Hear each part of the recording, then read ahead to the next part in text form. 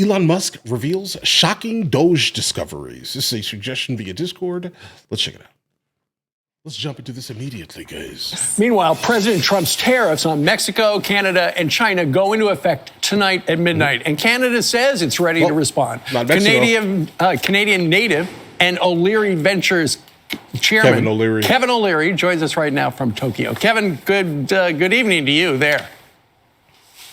That's right. All right, so you have talked to Donald Trump about tariffs on Canada and Mexico and China. What'd you tell him? I was speaking specifically to him the last time I was at Mar-a-Lago about delaying the decision on Canada until they had finished their election. As you know, the Canadian government has fallen. There is no love lost between Trudeau and Freeland and Donald Trump. They had a bad relationship in his first mandate. It's obviously gotten worse. Trudeau's been calling him all weekend, calls not returned. This is not good. They're supposed to speak today. I would prefer, and many Canadians feel the same way, and many investors, I mean, really, I'm an investor, would rather have the new government in place to negotiate the new deal, but that's not what happened.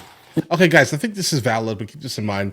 Now, listen, generally when Kevin O'Leary speaks, I respect it because he's a really good moneymaker. That makes any sense, right? I like the way he talks finance and business. I like that. I appreciate it. But he's moderately biased here. He is, in fact, Canadian. And I will go ahead and say this here. I am not sure that you should be trying to delay anything. Like, I understand the concept of delaying the Mexico tariff. I understand that because now they're trying to offer something up. They're like, hey, please do not wreck our economy. Let's do this here. I will send 10,000 troops to the border to stop anyone coming from our side, okay, from even accessing or even touching your border. Will that solve the issue? Trump says, okay, for 30 days, that'll be fine. We'll see how this goes going forward, right? Now, Canada is doing nothing to actually mitigate the issues here. Nothing, okay? Not a single thing, and why would they? Right? They're not going to. Now, to keep this in mind here, their sovereignty, along with the sovereignty of Mexico, these are both sovereign nations. But the population of Canada, in general, like some of the most progressive people on this planet, they have no interest in closing that border or helping Trump under any circumstance close the border. They're just like, you know what, we'll take the hit on anything we want from the United States of America. That's basically what they're saying right now, even though Canadians right now barely can afford anything. The economy's bad in the United States of America, guys, but look at the Canadian dollar. Look what it has fallen to today. Pay attention. Yeah. Kevin, Donald Trump ran on lowering costs for food and energy and stuff like that. Right now, the conventional wisdom is if they go into effect, 25%, Canada and Mexico, Americans are going to get hurt a little bit. Definitely. I look at this as the beginning of a negotiation, and I've always said to everybody on both sides, because I'm kind of in a unique situation. You know, I'm a Canadian, but my entire family's American, so and I invest on both sides of the border. In chaos, there's opportunity. The biggest thing going on here is a negotiation. We know it's about fentanyl right now. Right there. You had Doug Burgum on just moments ago saying exactly that. But the real opportunity comes out of the chaos and economic union. And I think this is the beginning of that narrative.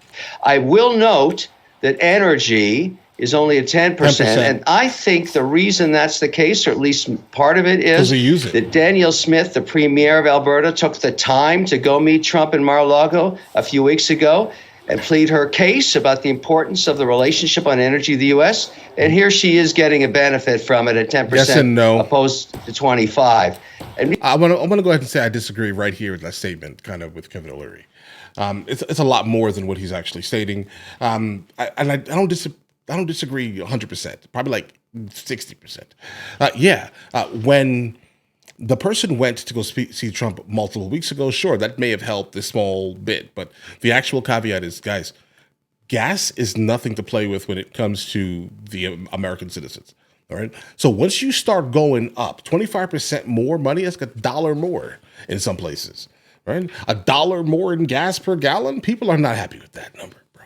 They're not happy with the number. So 10% is still a little bit too high, but it is what it is on this. I wouldn't have put nothing on oil. Nothing, not a single thing, because we utilize it. That right there is is going to be felt in some of the poorest regions in the United States of America. Everyone's going to feel that. Okay. They are. That 10% increase on gas is going to be interesting, but it's still not as high as 25% would have been. So, that's good. Right. Burgum's now the energy czar. He understands the importance of Canada. You got to remember, Alberta has more energy than the entire United States. Right. That's where there's opportunity. That's where the economic union makes sense to investors. Speaking of opportunity, Elon Musk and the Doge team are looking at how much money the federal government spends, and he posted this on X. The Doge team discovered, among other things, that the payment approval officers at Treasury were instructed always to approve payments, even to known fraudulent or terrorist groups. Really? They literally never denied a payment in their entire careers, not even once. What do you make of Elon Musk going through Washington right now with a Hoover?